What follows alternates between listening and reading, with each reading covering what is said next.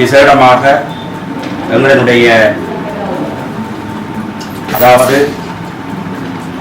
இந்திய அரசிடம் 5 அம்ச கோரிக்கைகளை முன்வைத்து 1987 ஆண்டு எங்களுடைய தமிழர்களினுடைய வடகிழக்கிலே தமிழர்கள் சுதந்திரமாக வாழ வேண்டும், தமிழர்கள் ஒரு சுயநிர்ணய உரிமையுடைய இனம், தமிழர்களுக்கு என்ற ஒரு மொழி இருக்கின்றது, அவர்களுக்கு என்ற ஒரு கலாச்சாரம் இருக்கின்றது, இந்த பூமியிலே தமிழர்கள் ஒரு சுயநிர்ணய உரிமையுடன் சுதந்திரமாகவும் நிம்மதியாகவும் வாழ வேண்டும் என்பதற்காக ஒரு மருத்துவ பீட மாணவனாக இருந்து கொண்டு தியாகி திலீபன் அவர்கள் 12 நாட்கள் இந்திய அரசிடமும் இலங்கை அரசிடமும் அகிம்சை ரீதியாக கோரிக்கைகளை முன்வைத்து 12 தினங்கள் உண்ணாநிலையிலே இருந்து அவர் தன்னை ஆகுதியாக்கி கொண்டார். அவர்களுடைய நினைவு நாட்கள் தற்பொழுது நிகழ்ந்து கொண்டிருப்பதனால் அவரை நினைவுறுத்தி நாங்கள் 1 நிமிட நேரமாக வணக்கம்.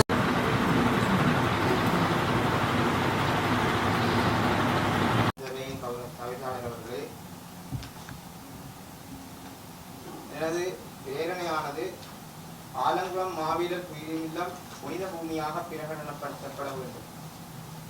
மேற்படி ஆலங்குளம் மாவீரர் துயிலுமில்ல வளாகத்தை 1987 ஆண்டு உள்ளூராட்சி கட்டளை சட்டத்தின் கீழ் மயானங்கள் புதைகுடிகள் என்ற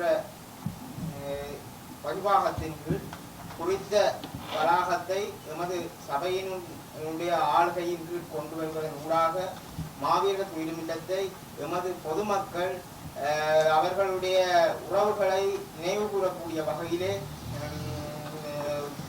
தமது மதக்கடமைகளையும் ஆற்றக்கூடிய செயற்பாட்டை எமது சபையின் ஊடாக தீர்மானமாக முன்வைப்பதன் ஊடாக குறித்த காணியிலிருந்து இராணுவத்தினரை வெளியேற்றி எமது சபையின் அங்கீகாரத்தோடு குறித்த பிரதேசம் புனித பூமியாக பேணப்படக்கூடிய வகையில் நாம் குறித்த மாவீரர்களுக்கான கௌரவத்தை வழங்கக்கூடிய வகையில் அனைத்து உறுப்பினர்களும் இதை ஒரு தீர்மானமாக நிறைவேற்றுவதற்கு ஆதரவு தர வேண்டும் என்று தங்கள் அனைவரையும் வேண்டுகின்றேன். இந்த தீர்மானத்தை நாம் இது என்னுடைய ஒரு வேண்டு. கடந்த டிசிசி மீட்டிங்கிற்கு எங்களுக்கு அறிவித்தல் தரவும் இல்லை, நாங்கள் அங்கே செல்லவும் இல்லை. எங்களுடைய கிராமத்தில் இருக்கின்ற பிரச்சனைகளை நாங்கள் அங்கே தான் கலைச்சி அதுக்குரிய முடிவு எட்டலாம்னு சொன்னால் அதுக்கும் எங்களுக்கு வழி வேணும். நான் சொல்றேன்னா அந்த புனித பூமி முழுமையாக மக்களுடைய காணி இல்லை. அதுல பின் பிரதேசம் மட்டும்தான் அது மக்களுடைய காணி. அதுக்கான ஆதாரங்கள் இருக்கு. முன்பகுதி அவலம் புனித பூமியாக ஆக்கலாம். சரிதானே? அது முழுமையாக மக்களுடைய காணி இல்லை. இல்லை, அது என்னென்றால் அது எனக்கு தெரியத்தக்கனால எங்களோட தந்தைக்கு கூட அதில் காணி இருக்கிறது. ஆனால் இப்போ எல்லாருமே ஒரு பிரச்சனை என்னென்றால் அதில் அந்த காணிகளுக்கு ஆவணங்கள் இல்லை என்று சொல்லி அதை ஒரு பிரதானமாக வச்சுக்கொண்டு அதை மக்கள்கிட்ட இருந்து பறிப்பதற்காக முயற்சி செய்து கொண்டிருக்கிறோம். அந்த ஆவணங்களை தேடி கொடுக்க வேண்டிய பொறுப்பு அரசு ஊழியர்களுக்கு தான் இருக்கு. நாங்கள் என்னென்ன ரஜீவன் நாங்கள் அந்த எங்களுடைய உறவுகள்லாம் அந்த இடத்துல வைக்கப்பட்டிருக்கிறாங்க. அந்த உறவுகள நினைவேந்த வேண்டிய உரிமை எங்கள்கிட்ட இருக்கு. அப்ப அதுக்காக நாங்கள் மாற்று வழிகளை எந்தெந்த திணைக்களங்களூடாக அவைகளுக்கான மாற்றுக்கான இப்ப எங்களுடைய உறவுகள் அங்க இருக்கிற வழியாக தான் நாங்கள் அந்த இடம் எங்களுடைய 1987 ஆண்டு உள்ளூராட்சி கட்டளை சட்டத்தின் கீழே ஒருவருடைய உடலம் புதைக்கப்பட்டிருந்தால் அது பிரதேச சபையால் பேணி பாதுகாக்கக்கூடிய தத்துவம் இருக்கு. அப்ப அதனூடாகத்தான் நாங்கள் இதை கொண்டு வந்தாங்க. நாங்கள் அதை முற்றா மறுக்கவில்லை. அது எங்களுக்கும் தேவையான ஒன்றுதான். அதை நாங்கள் மறுக்கவில்லை. நான் கேட்கிறேன் என்னென்றால் எங்களுடைய மக்களுடைய காணிகளை மீட்டுத்தாங்க. அதுக்குள்ளே மக்கள்ன்ற காணிகள் இருக்கின்றது. ஆகவே 2017 ஆண்டு ஒரு கூட்டத்திலே முடிவெடுத்தது அந்த துயிலுமில்லத்துக்குள்ள இருக்கிற காணிகளுக்கு பொதுவாக அந்த காணிகளுக்கு மாற்று காணிகள் வழங்குவதாக தீர்மானம் தந்து அந்த மக்கள் எல்லாருமே வடமாகாணத்துக்கு சென்று வடமான ஆளுநர்கிட்ட நேரடியாக சென்று முறைப்பாடு இருந்தார்கள். அவர்கள் சொல்லியிருந்தார்கள் அதுக்கு மாற்று காணி தருவார்.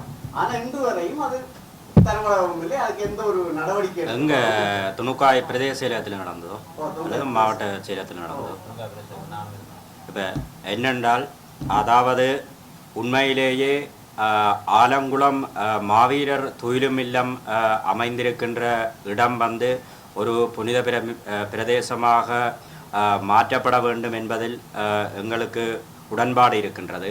உண்மையிலேயே ஒரு போரிலே அதாவது போரிலே இறந்தவர்களை மதிக்கின்ற ஒரு ஏற்பாடுகள் அதாவது உலக சமவாயங்களில் கூட இருக்கின்றது. அந்த அடிப்படையிலே நிச்சயமாக அவை புனித பிரதேசமாக மாற்றப்படுவது என்பது என்பதற்கு மாற்று கருத்துக்கு இடம் இல்லை. ஆனால் அதற்குரிய செயற்பாடுகள் நிச்சயமாக உரிய ஏற்பாடுகளின்படி மேற்கொள்ளப்படும். அதிலே பொதுமக்களினுடைய காணிகள் இருக்கின்ற பட்சத்தில் அவை சம்பந்தப்பட்ட திணைக்களங்களின் ஊடாக ஆராயப்பட்டு, ஒருவேளை மாற்றுக்காணிகள் வழங்கப்படுமாக இருந்தால் அவையும் ஆராயப்பட்டு, உண்மையிலேயே அது ஒரு மிகவும் பெரிய பிரதேசம். அந்த ஆலங்குளம் துயிலுமில்லம் என்பது மிகவும் பெரிய பிரதேசம்.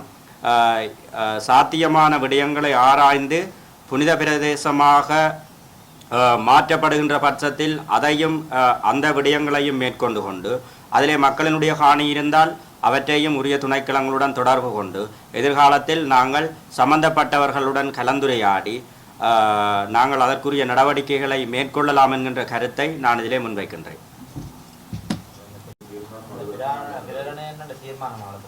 பிரேரணை தீர்மானமாக மாற்றப்படுவதாக இருந்தால், அதாவது பிரேரணையானது தீர்மானமாக மேற்கொள்ளப்படுவதாக இருந்தால், நாங்கள் சபையிலே ஒரு வாக்கெடுப்பாக விடுவதா என்பதனை நாங்கள் இதிலே எவ்வாறான வாக்கெடுப்பு தேவையில்லை, சபையில் ஏகமனதாக ஏற்றுக்கொள்ளப்படுகின்றது. அதில்